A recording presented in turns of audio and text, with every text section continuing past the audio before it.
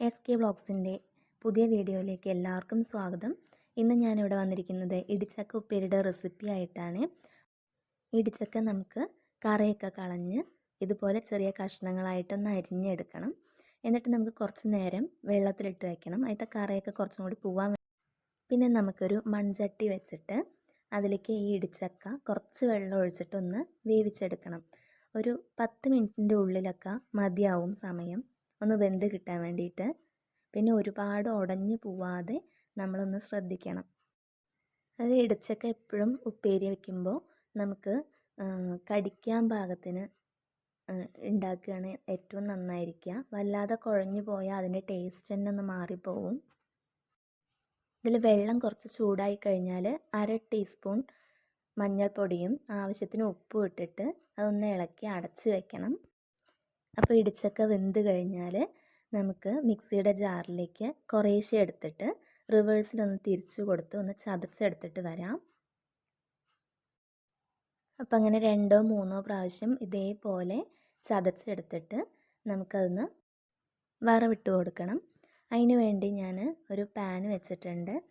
അതിലേക്ക് 2 ടീസ്പൂൺ വെളിച്ചെണ്ണ ഒഴിച്ചു കൊടുത്തു.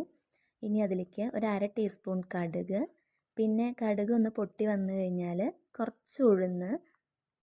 ഉഴുന്നൊന്ന് ബ്രൗൺ കളറായിട്ട് വരുമ്പോൾ നമുക്കതിലേക്ക് ഉണക്കമുളകും കറിവേപ്പിൻ്റെ ഇലയും നമുക്ക് ചേർത്ത് കൊടുക്കാം.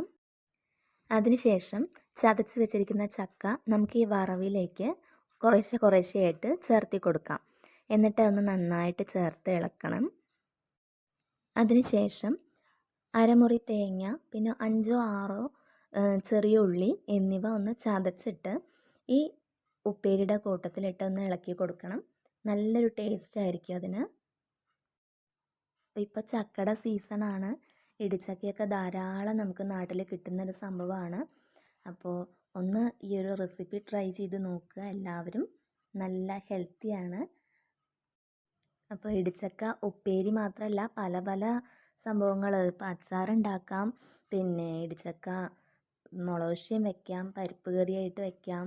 അങ്ങനെ ഒരുപാട് ഐറ്റംസ് നമുക്കിത് ഉണ്ടാക്കാൻ പറ്റും. ഇതുകൊണ്ട് ഇത് നേരാക്കിയെടുക്കാൻ കുറച്ച് പാടാണെങ്കിലും നല്ലൊരു റെസിപ്പിയാണത്.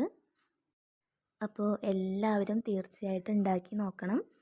അപ്പോൾ ഈ വീഡിയോ നിങ്ങൾക്ക് എല്ലാവർക്കും ഇഷ്ടമായെങ്കിൽ ഒന്ന് ലൈക്ക് ചെയ്യുക, പിന്നെ അതിൻ്റെ കൂട്ടത്തിൽ ഒന്ന് ഷെയർ ചെയ്യുക, സബ്സ്ക്രൈബ് ചെയ്യുക. തൊട്ടടുത്ത് കാണുന്ന ബെല്ലൈക്കൺ ഒന്ന് എനേബിൾ ചെയ്ത് വയ്ക്കുക. എങ്കിൽ മാത്രമേ ഇനി ഇടുന്ന വീഡിയോസിൻ്റെ നോട്ടിഫിക്കേഷനൊക്കെ നിങ്ങൾക്ക് ലഭിക്കുകയുള്ളൂ.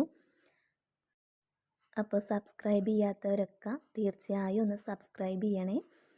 അപ്പോൾ പുതിയൊരു വീഡിയോയുമായിട്ട് വീണ്ടും കാണാം. അതുവരെ താങ്ക് യു.